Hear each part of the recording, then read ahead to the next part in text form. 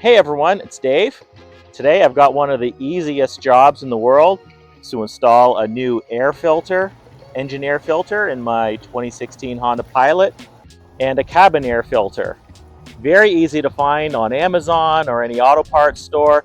You don't even need any tools for this job. So let's get started. You're watching Dave's Auto DIY.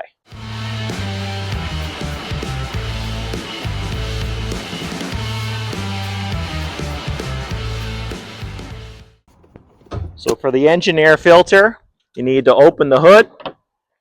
And right over here on the right hand side, there is the air box. So you don't even need tools here. There's just these metal clips, two on the end and one on the back. And when you take those out, you can pull the air box up and pull out the old, dirty, very dirty actually, air filter. And slide the new clean one in. Clip it back down. Told you it was easy.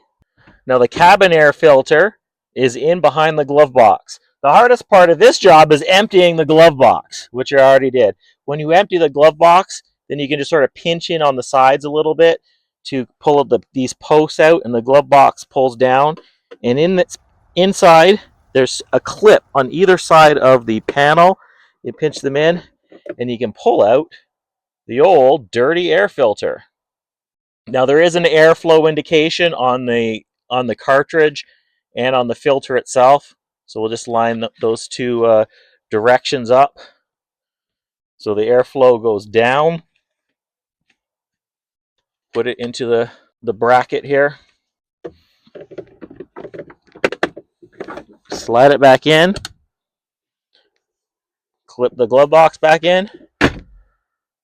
Done. I told you, this is the easiest job in the world. Anybody can do it without any tools. So that's all there is to it. I hope you learned something. I hope you hit subscribe, and I hope to see you next time on Dave's Auto DIY.